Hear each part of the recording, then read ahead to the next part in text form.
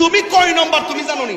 এই জন্যই আপনাদেরকে অনেক সময় ধর্ম ব্যবসায়ী বলে, এই জন্য আপনাদেরকে উগ্রবাদী বলে, এই জন্য আপনাদেরকে জঙ্গিবাদী বলে। রাজবাড়িতে নুরু পাগলার মাজারে যা হয়েছে, যদি ওইডারে মাজার বললে মাজার শব্দের অপমান হবে, মানে যেইডারে মনে হচ্ছে এইডারেই মাজার বানায় ছাড়ে, আজীব তামাশা। নুরা পাগলা নামে একজন মানুষ মারা গেছে, যদি তার জীবনে অন্যায় করে থাকে, তার জীবনে যদি শিরিক করে থাকে, তার জীবনে যদি ভণ্ডামি করে থাকে, তার জীবনে যদি কোনো ধরনের কুফরি করে থাকে, সরাসরি বহির্ভূত করে থাকে, সে যদি একদিন করে থাকে, এক মাস করে থাকে, আপনি মুসলমান হিসেবে দরকার ছিল বাংলাদেশের প্রচলিত আইনে তার বিরুদ্ধে ধর্ম অবমাননার মামলা করে তাকে গ্রেফতার করানো। কথা বলেন ঠিক কিনা?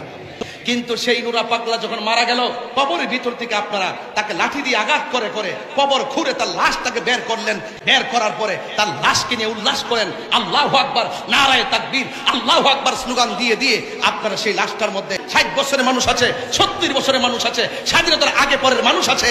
আপনাদের জীবনে কোনোদিন দেখেছেন কোন কবর থেকে লাশ তুললা, মুসলমানের লাশ তুললা আগুন দা পুরাইছে? এমন ইতিহাস কি বাংলাদেশে হয়েছে? আমরা কি বাংলাদেশ দেখছি?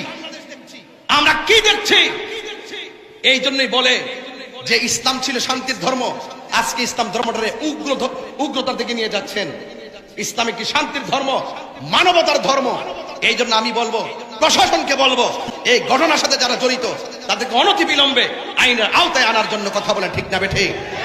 আজকে আপনি কোন ব্যক্তি ভণ্ড, কে ভালো মন্দ যখন মারা যায় তখন সেটা আল্লাহর হাতে ছেড়ে দিতে হয়। কথা বলেন ঠিক না বেঠিক? আপনি বলুন তো, একটা মানুষ মারা যাওয়ার পরে কবর থেকে উঠায় আগুন ধরানো কি ইসলাম এলাও করে? কথা বলে এলাও করে? সে মারা গেছে, সে যদি ভণ্ড হয়, সে যদি প্রতারক হয়, সে যদি জাহান্নামী হয়, জান্নাতি হোক বা জাহান্নামী হোক, এটার ফায়সালা আল্লাহ করবেন। তুমি কবর থেকে উঠাইয়া তার গায়ে আগুন ধরাইছো, তুমি কয় নম্বর তুমি জানো নি? এই জন্যই আপনাদেরকে অনেক সময় ধর্ম ব্যবসায়ী বলে, এই জন্য আপনাদেরকে উগ্রবাদী বলে, এই জন্য আপনাদেরকে জঙ্গিবাদী বলে, এই জন্য আপনাদের প্রতি মানুষের আস্থা বিশ্বাস দিনে দিনে উঠে যাচ্ছে, সত্যিকার ইসলামটা কলঙ্কিত হচ্ছে। কথা বলেন ঠিক না বেঠিক? যারা এই ঘটনার সাথে জড়িত অনতি বিলম্বে তাদেরকে আইনের আওতায় আনতে হবে। কথা বলেন ঠিক না বেঠিক? আমরা দেখেছি বিগত 24 সালের 5 আগস্টের পরে আমাদের 90টা মাজারের মধ্যে আগুন ধরায় দেওয়া হয়েছে। সেদিন থেকে ওই দিন থেকে যদি সরকার তাদের লাগাম টেনে ধরতো, আজকে কবরের ভিতর থেকে লাশ টেনে আগুন ধরাই দিত না। কথা বলেন ঠিক কিনা বলেন? আমাদের 95টা মাজারের মধ্যে আগুন লাগাই দেওয়া হয়েছে।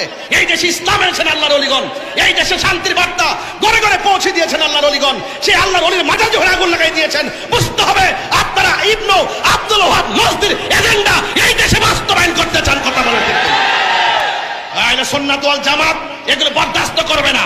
শান্তিতে কথা বলি, ভদ্রভাবে কথা বলি, খানকায় বসে আমরা মুরাকাবা মুশাহাদা করি, আমাদেরকে রাজপথে নামতে বাধ্য করবেন না, বলে দিলাম ঠিক কিনা বলেন? এই জন্য ইন্টারিম গভর্নমেন্টকে বলবো, অনতি বিলম্বে সেই উগ্রবাদীদেরকে আইনের আওতায় আনা হোক। আমি আশা করব সকল ধর্মবর্ণ যত দলের লোক আছেন প্রত্যেককে বলবো এই ঘটনার তীব্র নিন্দা জানানোর জন্য। কথা বলে ঠিক না বেঠিক? যেইডারে সেইডারে মাজার বললে মাজার শব্দের অপমান হবে না?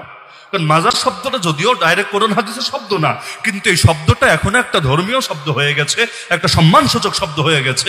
যারা নামাজ পড়ে না, ফরজ গোসলটাও করে না, ওইটারে যদি মাজার বইলা চালায় দেয়, ঝামেলা আছে নাকি নাই?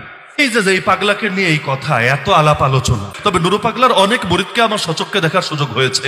মুরিদ হওয়ার একটা কারণ এটা ছিল, আল্লাহ অনেক সময় ভণ্ডদেরকে কিছু শক্তি দিয়ে দেন। যেমন দাজ্জালকে আল্লাহ শক্তি দিবেন না? আসমানকে বলবে বৃষ্টি দে, বৃষ্টি শুরু, জমিনকে বলবে ফসল ফলা, ফসল শুরু। তো পাগলা যদিও নামে হলো নুরু পাগলা, আর নিজেরা দাবি করতে ইমাম মেহেদি। মেহেদি তো হাতে দেয়, পায়ে দেয়, মাহদি বলতে পারে না, মেহেদি মেহেদি আর কি, ইমাম মেহেদি বলে দাবি করত। তো তার ক্ষেত্রে কিছু অলৌকিক কাজ লোকে বলতো, আমার এগুলো আমি সাক্ষী দিচ্ছি না, মানে আমার কখনো যাচাই বাছাই করে দেখার সুযোগ হয় নাই। লোকে বলতো অনেক রোগে বা অনেক সমস্যায় তার কাছে গেলে সে আসলেই ফুটু দিলে বা বিভিন্ন তদবির করলে এগুলো সুস্থ হয়ে যেত। আবার সুস্থ মানুষকেও সে চাইলে অসুস্থ করে ফেলতে পারতো। 2-1 নিজেরা সাক্ষী দিয়েছে আমাকে। এক লোক আমার যে মসজিদে খতিব ছিলাম, এর সামনে একটা দোকান ছিল, সে নিজে বলেছে, হুজুর আমি সুস্থ ছিলাম, একদিন নুরু পাগলার সঙ্গে বেয়াদবি করেছিলাম, এরপর থেকে আমার এমন শারীরিক সমস্যা, এত ডাক্তারের ওষুধ খাই কিন্তু কাম আর হয় না। তো যদিও ওরা দেখতে পারি না, পাগলা সবাই বলে, তো কি করব বলেন, যেটা চোখে দেখি এটা তো অস্বীকার করতে পারি না। আমি বললাম এটারে কি কেরামতি মনে হয়, কারামত মনে হয়? বললো না হুজুর, কারামত না, তবে কিছু একটা তো হবে। আমি বললাম কিছু একটা হলে ওইটা হবে শয়তানি চাল, মানে জাদু। ভণ্ডদের সাথে যে ক্ষমতা থাকে এটাতে কারামত বলে না, মুজিজা তো বলেই না, এটাতে বলে জাদু। দাজ্জাল যা দেখাবে সেটাও জাদু, সেটা কোনো কারামত না। তো এই লোক আমার জন্মের আগ থেকে ওই অঞ্চলে ব্যাপকভাবে ভণ্ডামি করে। এই ইমাম মাহদি দাবি, এই সেগুলো আজকের না, কত আগের, চিন্তা করেন, আমার জন্মের আগের কথা। ওই সময় একবার পাবলিক আন্দোলন করে এলাকা ছাড়া করিয়েছে, এলাকার বাইরে গিয়ে বহুদিন ছিল, আবার এসে বুসলেখা টুসলেখা দিয়ে এগুলো শুরু করেছে। তো মানিকগঞ্জ আর রাজবাড়ী এগুলো কারো কখনো যাওয়ার সুযোগ হলে দেখবেন ওইখানে মাশাআল্লাহ প্রতিটা ঘরে অন্তত এক পিস করে পীর আছে। কামেল পীর না, ওই মমতাজও যেমন একজন, এই টাইপের আর কি। ওই মমতাজও তো মানিকগঞ্জেরই কন্যা। তো এইরকম ঘরে ঘরে তাদের পীর, ঘরে ঘরে কবর, ঘরে ঘরে মাজার, এগুলো আমাদের দেখার সুযোগ হয়েছে। এমনকি যখন মার্কাজুদ্দোয়ায় পড়তাম হযরতপুর কেরানীগঞ্জ, সেখানে তো দেখতাম মরেছে যেই রুমে, কবরও সেই রুমে, মানে রুম থেকেও বের করবেন, ওই রুমই তার মাজার, ওই রুমই তার রওজা, ওই রুমই তার সব। তো এই নুরু পাগলা নিজের জীবদ্দশায় কাবা শরীফ বানিয়েছে। নাউযুবিল্লাহি মিন যালিক। কাবা শরীফ কি মক্কায়, না কাবা শরীফ রাজবাড়ী গোয়ালন্দে? কাবা শরীফ সবাই জানে মক্কায়, তো সে একটা বানিয়েছে গোয়ালন্দে অবিকল ডিজাইন দিয়ে। আমরা জানি একটা কাবা বানানোর চেষ্টা করেছিল কিন্তু আব্রাহা। তো এখন আব্রাহাও চিন্তা করলো ওই কাবা বাদ, কাবা থাকবে একটা, সবাই আসবে এখানে। এর পরের ঘটনা সবার জানা আছে, কাবা ভাঙতে গিয়ে নিজের অস্তিত্বকেই দিল ধ্বংস করে। তো এখানেও বেচারা কাবা বানিয়েছে। মরার আগে আবার এটার ব্যাপারে ওসিয়ত করে গিয়েছে। মরার পর তার লাশটাকে মাটি থেকে 12 ফুট উপরে বিশেষ কায়দায় দাফন করা হয়েছে। মাটিতে দাফন না, ওই দেখবেন ভিডিওতে এখনো পাওয়া যায় পাকা করা জায়গা, এর ভেতরে দাফন করা হয়েছে। আবার লাশ যেভাবে দাফন করে, মাথা যেদিকে পা যেদিকে, তার ক্ষেত্রে উল্টো করা হয়েছে। এমনকি তার ভক্তরা সেখানে গিয়ে ওই তওয়াফের মতো করেও কি যেন করতে শুরু করে দিয়েছে। ওদের কাছে এটা ওই কাবার মতোই হয়ে গিয়েছে। তা আপনার এলাকায় হলে এটা সহ্য করতেন? আমি তো জানি রাজবাড়ির মানুষরা আসলে অনেক শান্তশিষ্ট, কারণ এত পীর, এত মাজার, এত ভণ্ড, ভালোটা না মন্দটা দেখতে দেখতে দেখতে অনেক ক্ষেত্রে ঘাস হওয়া হয়ে গিয়েছে।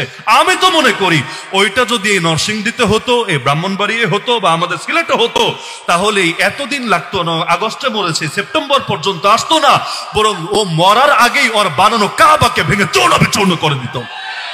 কিন্তু মানুষ ধৈর্যের সবটুকু প্রমাণ দেখিয়েছে। প্রথমেই ঝামেলা করতে যায় নাই, প্রথমে সংবাদ সম্মেলন করেছে, জেলা প্রশাসকের কাছে বারবার আবেদন জানিয়েছে।